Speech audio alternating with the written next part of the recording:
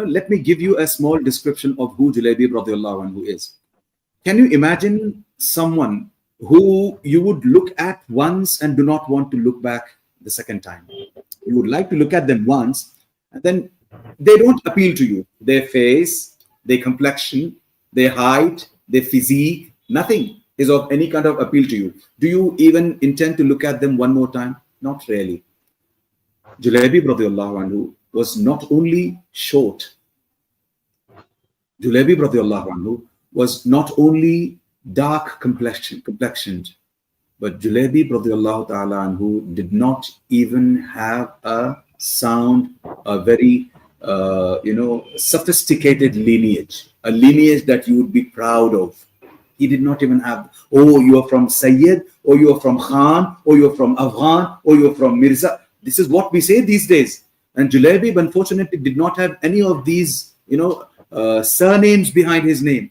He did not belong to any supreme lineage. And he was a human being. He was a Muslim who had a desire to marry. And when he wanted to marry, anyone, there were not many people ready to marry him. So on one occasion, an Ansari gentleman walks up to the Prophet ﷺ saying, "O Prophet ﷺ, I have my daughter who's of the age of marriage. I would like you to kindly consider any alliance in the society who can be ready to marry my daughter." The Prophet ﷺ immediately replies in a way that gets the companion to misread the statement of the Prophet ﷺ, and he goes home running happily. And he says to his wife, "You know what? The Prophet ﷺ himself has agreed to marry our daughter. Lo and behold, look at the kind of barakah we have in our house, that the Prophet ﷺ wants to marry our daughter." The mother is super excited, right on top of the moon. And they all are now beginning to start to celebrate this. And then the Prophet ﷺ, the companion goes back to the Prophet ﷺ in order to confirm the date of marriage, perhaps. That's when the Prophet ﷺ says further, "I would like your daughter to marry Julaybi radiallahu anhu." Julaybi,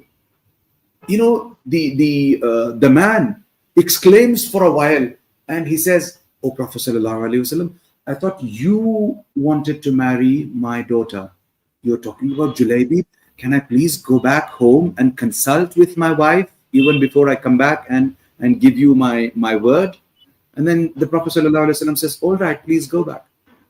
So he goes back and reveals to his wife, "Oh my God, I was under the impression that the Prophet ﷺ was going to marry our daughter.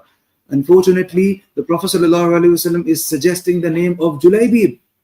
"Mother, Julaybi, of all the people, no. Can you please go say no to Prophet ﷺ? We'd rather wait for some more time. We'd have a better alliance. We'd not want to get our daughter married off to Julaybi.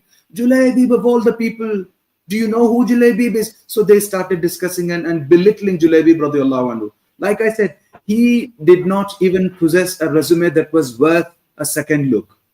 So the gentleman, the Ansari companion, the gentleman makes up his mind that, all right, if you are of the same opinion, if you are on the same page as I am, that you do not want to marry your daughter off to Julaybi, let me go and convey the message to the Prophet ﷺ. So while he is now trying to go step out of the house, from behind the curtains, the very lady whose marriage is being discussed has been listening to all this. She calls out, "Daddy, can I talk to you for a moment, please, Dad?"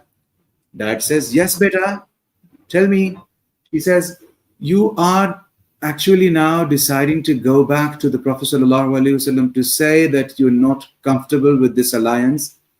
I don't have a problem with you going back, but just in case, ما كان لمؤمن ولا مؤمنة إذا قضى الله ورسوله أمرا أن يكون له بالخيار." Look at this.